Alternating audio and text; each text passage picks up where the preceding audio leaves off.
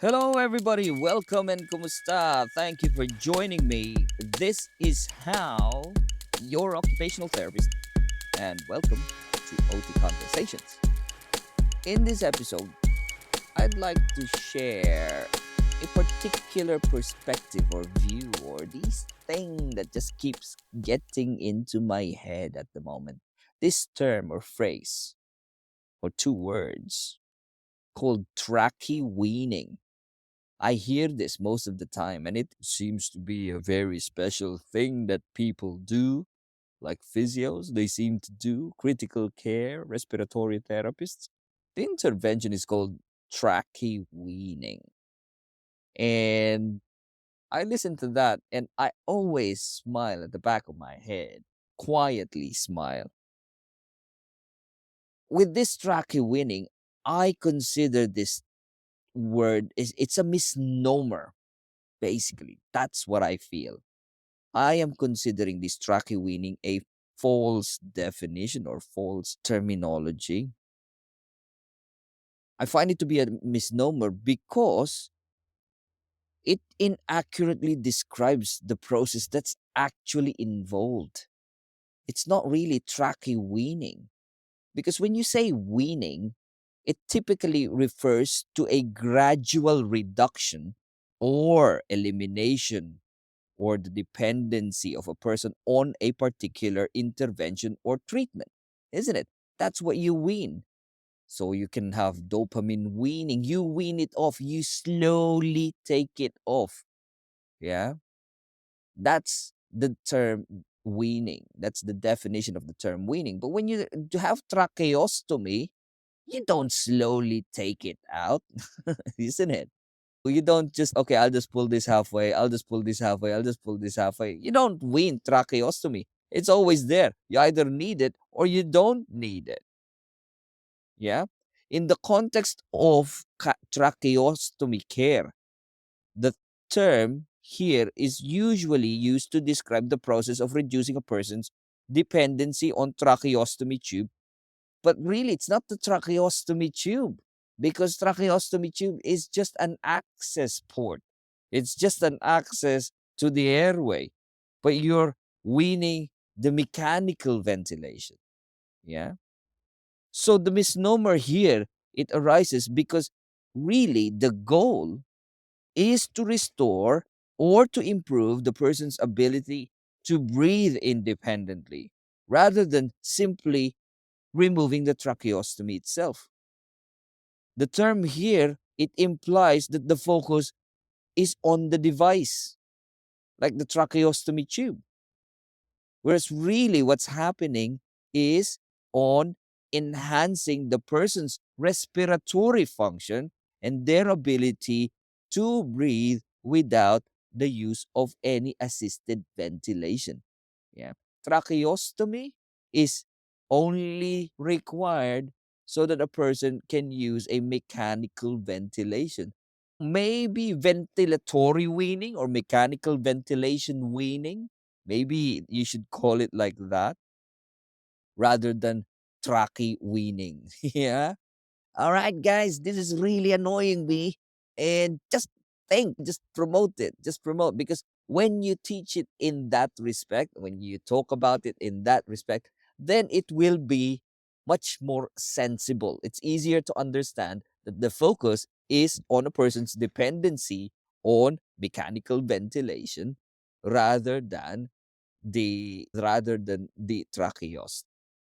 In medical practice, the emphasis should be on holistic rehabilitation of the respiratory function, and the focus should be on the assessment of the patient's readiness to breathe without the need for any medical support, rather than just the act of removing the tracheostomy tube, right? The process here involves how does this happen then? It involves an evaluation.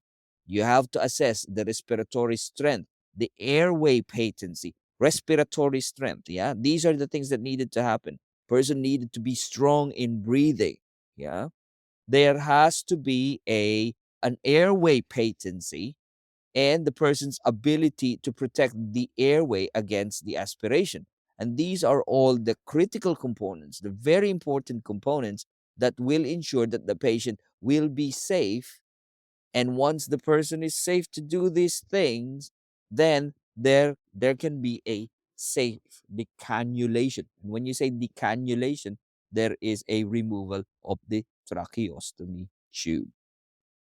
So there is a this distinction. It is really important when rather than focusing on weaning from tracheostomy. Yeah, because when you're doing that, what you're really doing is you're assessing the respiratory capability of that person.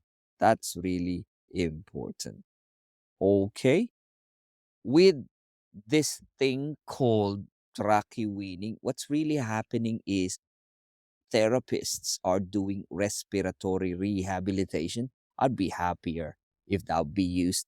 So that's actually, oh, we're doing respiratory rehab. Boom. Yeah. Because what's happening in the respiratory rehab? It involves not just the mechanical aspect of removing the tube, but it is about the person's respiratory system. We have to make sure that the respiratory system is capable of functioning adequately without the support. How do you do this? Listen, guys, because occupational therapists might have a contribution here. It includes strengthening of the muscles that is involved in breathing. Yeah. How do you do that? Gross motor activities. Sit down, optimize the body, strengthen those muscles. What are the muscles for breathing? Yeah. It is the diaphragm, definitely. Intercostal muscles. You can have maybe scalene or sternocleidomastoid, anything that's out on the trunk. And if the person is lying down all the time, then they won't be able to do it, won't they? So if you engage the person in verticalization, you get them upright, you get them leaning forward so that they don't lean at the back of the chair, then you are contributing to them breathing. It's like a respiratory tone, isn't it? Yeah. Like I said, it respiratory rehab, you strengthen the muscles. And when you do that, you are ensuring that the lungs are able to efficiently exchange the gas, and then it will just maintain the integrity of the airway. So that's another purpose of respiratory rehab, is actually maintaining the the integrity of the airway. So that's very important. If there is a tube that's there all the time, it's the tone. There has to be a tone. How is the tone going to be reinstalled? Return. How do you promote the tone again? Is through the alertness, person being awake. That's what happens. If they lie down, the tone, it subsides.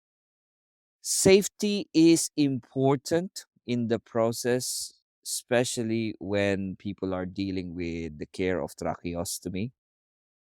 And when you remove the tracheostomy, this is a process called decannulation. That's the term for that. And you do this decannulation when the patient has demonstrated the adequate respiratory volume, the adequate strength, if they have cough reflex, and they have the ability to protect their airway against the aspiration. You don't have the tube and the tracheostomy, and then they choke again, then you'll have to put it back in again. That's just there technically as a backup and just an insurance, making sure that we can access the lungs. Okay. So all of these capabilities are assessed through a series of observations, tests. You make a decision whether it's suitable to remove them or not. And you can. If they're awake, if they're not choking, the lungs are good, then yes, people can take that off. Who makes that decision? Obviously, the doctors are the ones that are there. There are physiotherapists who can make that decision depending on whether physiotherapists are allowed or not.